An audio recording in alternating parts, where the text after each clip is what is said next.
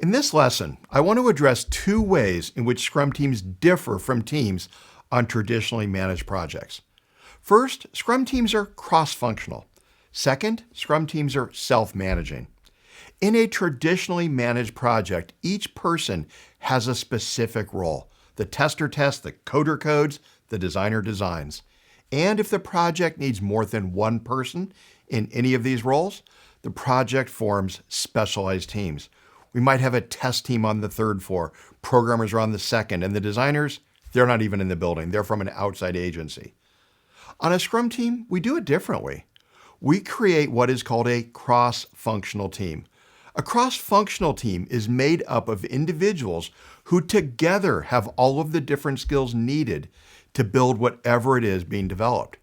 So instead of a test team, a programming team, and a design team, Scrum will feature a team that has testers, programmers, and designers on it. A big advantage to a cross-functional team is that it is self-sufficient. It isn't reliant on another team to do something before it can do its work. As an example, think about the projects that I referred to with designers from an outside agency. The programmers can't start their work until the designers finish the designs.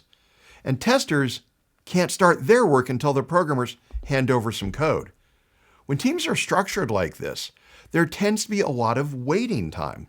Cross-functional teams greatly reduce waiting time and the effort to manage dependencies.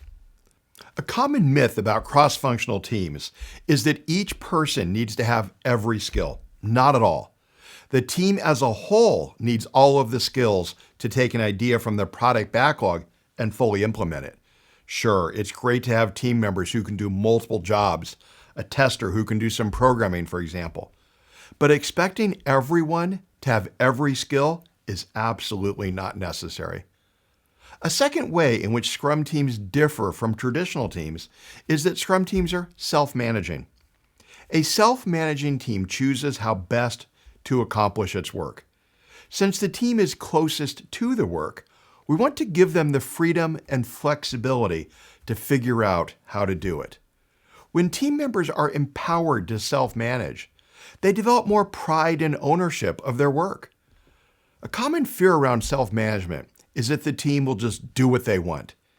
Management asks them to build an e-commerce website, and the team decides making a video game would be more fun. The first book to mention Scrum, Wicked Problems, Righteous Solutions, by Peter DeGrace and Leslie Stahl, addressed this concern back in 1990.